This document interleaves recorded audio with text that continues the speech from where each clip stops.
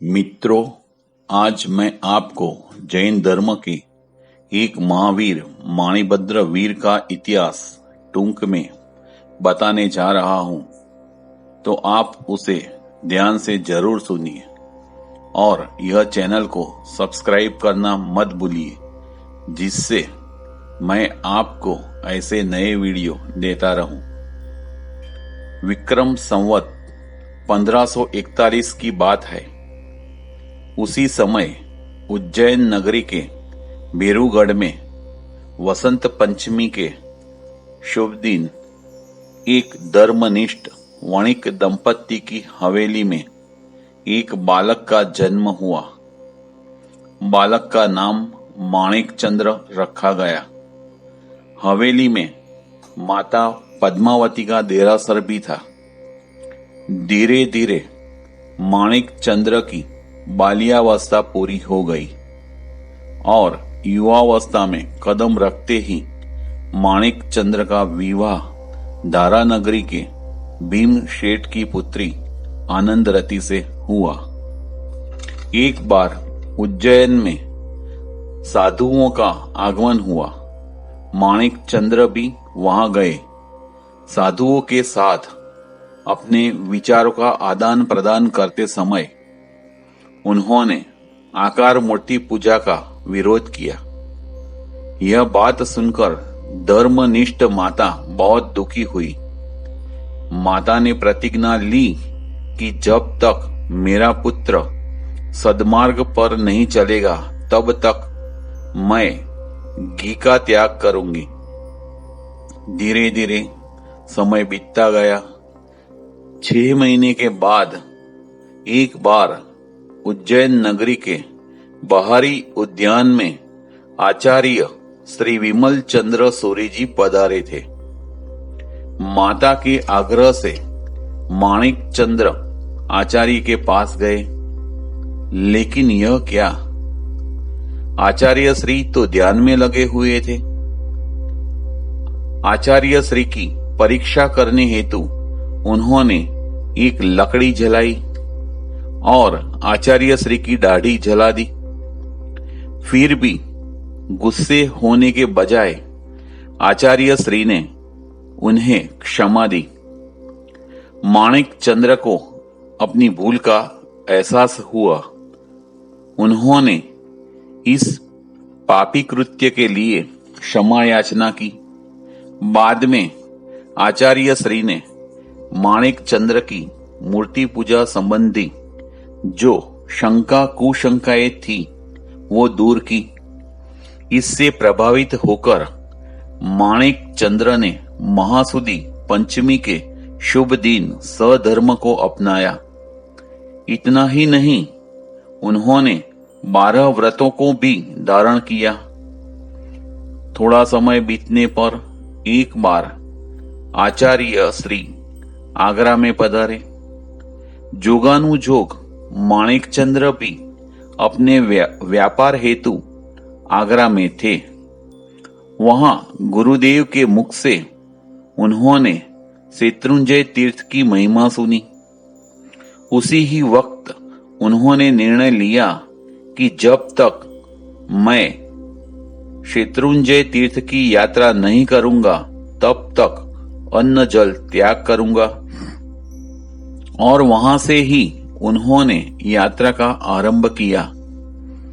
यात्रा करते करते वह गुजरात के पालनपुर नजदीक मगरवाड़ा के घोर जंगल में पहुंचे।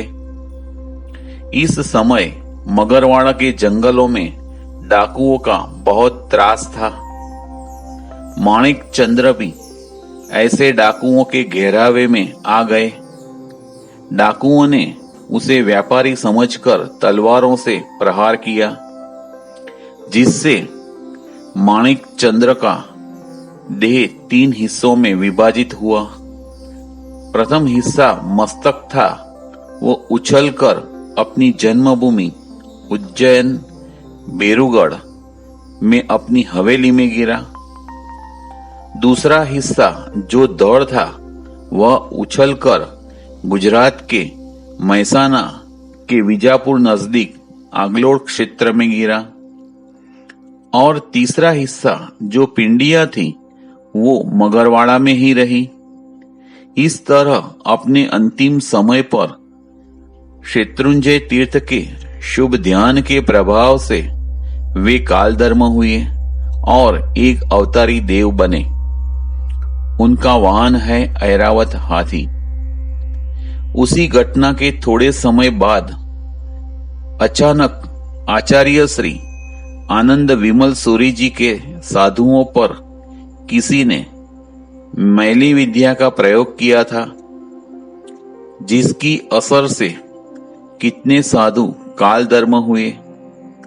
आचार्य श्री ने ध्यान लगाया तो अधिष्ठायक देव ने उसे दिव्य संकेत दिया कि मगरवाड़ा गांव में जाकर अट्ठम तप की ध्यानपूर्वक साधना करोगे तो यह उपद्रव मिट जाएगा।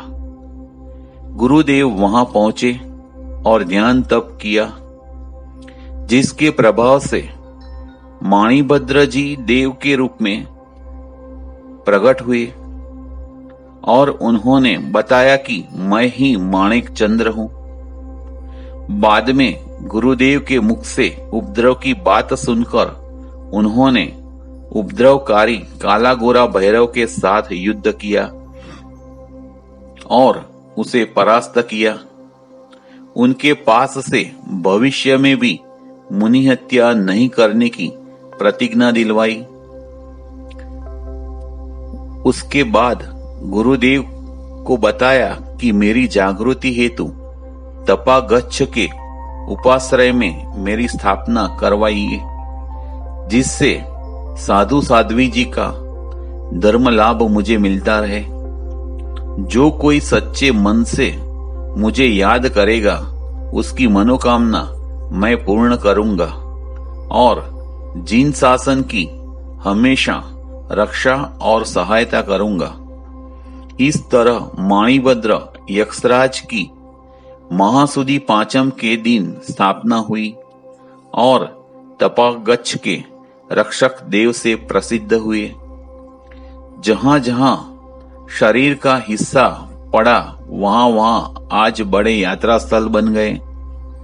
यह कहा जाता है कि आसो सुद पंचमी यानी के नवरात्रि की पंचमी के दिन सूर्योदय से सूर्यास्त तक माणिभद्र के पूर्ण शरीर का यानी उज्जैन आगलोड़ मगरवाड़ा के वीर का जो दर्शन करता है उसकी मनोकामना माणिभद्र वीर पूर्ण करता है, जिसमें कोई शंका नहीं है।